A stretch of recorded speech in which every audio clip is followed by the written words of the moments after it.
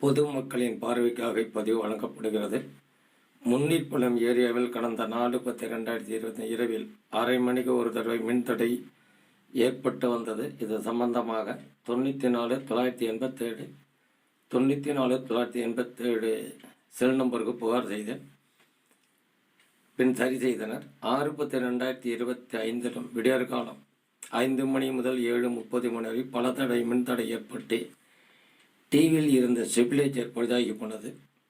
Low voltage பின் overload voltage வந்ததன் காரணமாக stabiliser வீணாகி போனது. 7/10/2025 காலை 9 மணி முதல் மாலை 5 மணி வரை பராமரிப்புக்காக மின்தடை செய்தனர். மாலை 5 மணிக்கு வந்த மின்சாரம் பின் சிறிது நேரத்தை தடைப்பட்டு போனது. பின் 6:20 மணிக்கு மின்சாரம் வந்தது. பராமரிப்பு பணியில் கூட தரமிடாமல் செய்வது சட்டவிரோதமாக மனு அளிக்கப்பட்டது. தரமான டிரான்ஸ்ஃபார்மர் உள்ளதா என கேள்வி கேட்டு மேற்பார்வை பொறியாளர் திருநெல்வேலிக்கு மனு அளித்தேன். இதன் நகல் முதன்மை செயலாளர் தலைமை செயலருக்கு மனு அனுப்பப்பட்டது. மின்தடங்களில் உள்ள மரக்கிளைகள் ஆப்பர்கள் பாரபட்சமின்றி அகற்றப்படும் என தெரிவிக்கப்பட்டது. 14/10/2025 காலை 9 மணி முதல் மின்தடை ஏற்பட்டது.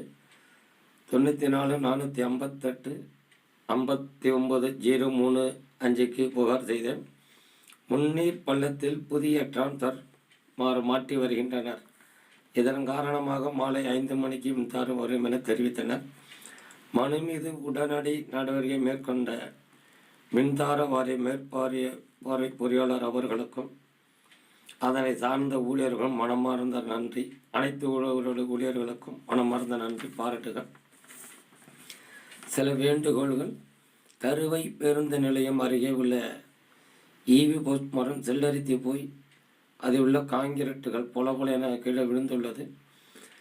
ஈவி போஸ்டில் உள்ள கம்பிகள் வெளியே தெரிகிறது. இந்த ஈவி போஸ்டை உடனடியாக மாற்ற வேண்டும்.